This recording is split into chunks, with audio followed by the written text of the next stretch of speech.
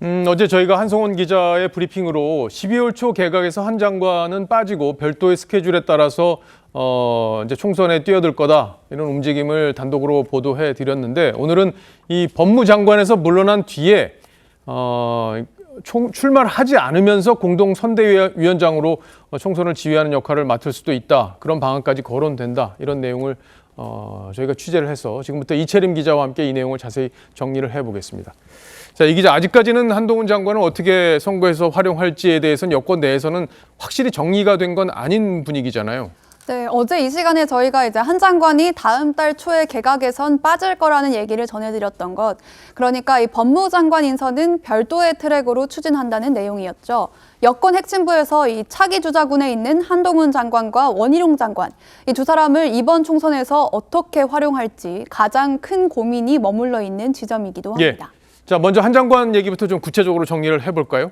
네, 이 여당의 그간의 한 장관의 선택지가 이 서울 종로같이 상징성 있는 지역구에 출마하거나 이 비례대표 후순위를 받고 전국을 돌면서 선거를 이끄는 방안 등이 주로 논의가 되었습니다.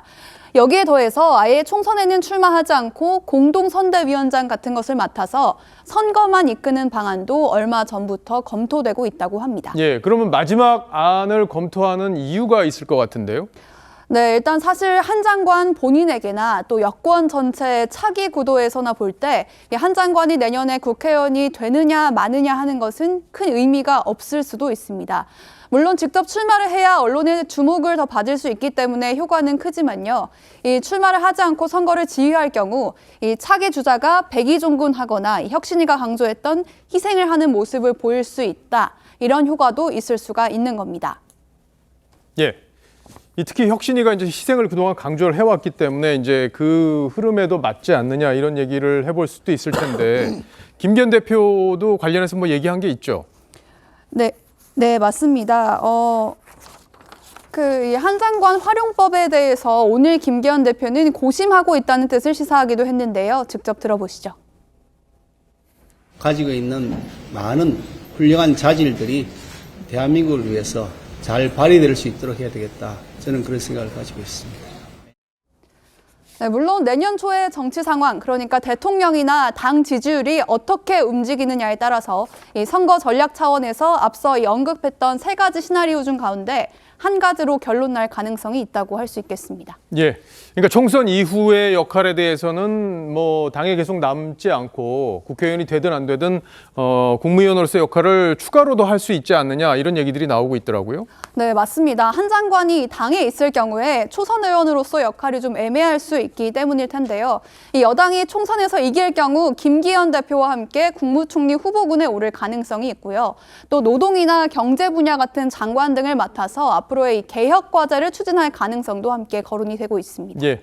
자, 한 장관은 그렇고 원희룡 장관도 이제 가장 센 상대와 내가 붙겠다 이렇게 해서 이재명 대표의 지역구인 인천 계양을에 나가는 거 아니냐 이런 관측이 나왔었는데 그 문제는 어떻게 정리가 되고 있어요? 네, 국토부 장관으로 활약해온 원 장관은 이 민생 과제에 집중하겠다면서도 어떤 역할이든 맡겠다면서 부인하진 않았는데요. 오늘 원 장관이 국회에서 한 얘기부터 들어보시죠.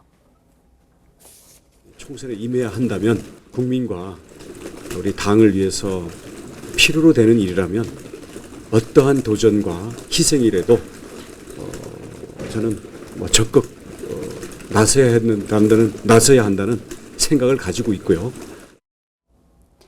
그간 이제 원 장관은 여당의 약세 지역인 경기도에 출마하는 걸 유력하게 검토해왔는데요. 그중에서도 일기 일산 신도시 리모델링 이슈가 있는 이 경기 고양갑에 이 정의당 심상정 의원의 지역구에 출마해서 맞붙는 방안이 거론돼 왔습니다.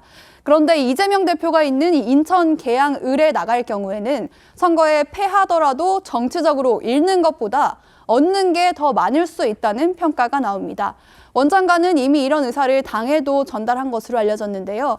인요한 혁신위원장은 이런 원 장관의 뜻을 전해 들었다면서 이제 혁신이 행동으로 보이고 있다 이렇게 높게 평가하기도 했습니다. 예. 뭐 인요한 위원장이 고마워서 눈물이 난다 뭐 이런 표현까지 썼으니까 참 희생이라는 게 참 어려운 부분이기도 하고 정치인 개개인에게 어떤 형태의 희생을 요구할 건지 이런 것들도 합의가 필요한 부분이기 때문에 참 이 문제 원희룡 장관의 이런 부분도 앞으로 좀 관심을 모을 수 있는 그런 부분이 아닐까 싶습니다. 이채림 기자 잘 들었어요.